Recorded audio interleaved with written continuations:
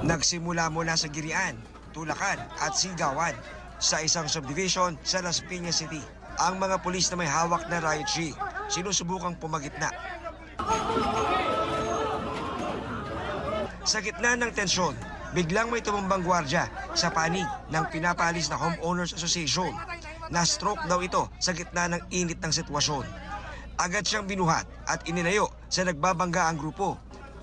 Pero imbis na humupa, lalong nagkagulo hanggang sa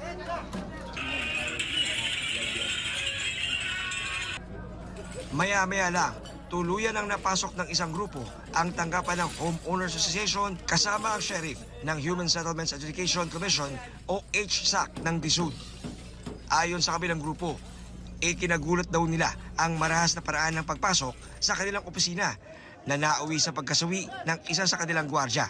Mabilis na naging mabayolente at sa altercation nangyari, meron po tayong isang gwardya, may gwardya po ang Beth Resort Village Homeowners Association na pumanaw. We will attend and take legal remedies and action dun sa namatay nating gwardya. Any form of violence should never be done sa pagpapatupad ng mga ganitong klaseng pagkakataon. Pero sagot ng kalaban nilang Homeowners Association Group, sila ang may kasalanan dahil sa kabila ng pagiging 2 taon ng expired ng kanilang pagiging officers, di nila sinunod ang utos ng DSUD na bakantehin na ang tanggapan. We do not want violence. We're not here to fight. We're here to serve. For the longest time, they did not want to cooperate and step down.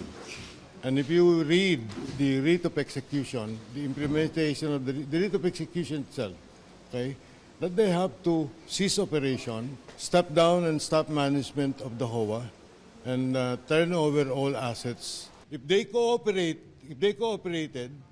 their guards were told to cooperate, none of the hustling, none of the commotion will happen. Sa huli, itinurnover ng sheriff ng DSUD ang kontrol sa bagong Homeowners Association na nangakong magsasagawa ng eleksyon sa kanilang subdivision na may 10,000 nakarehistrong bahay.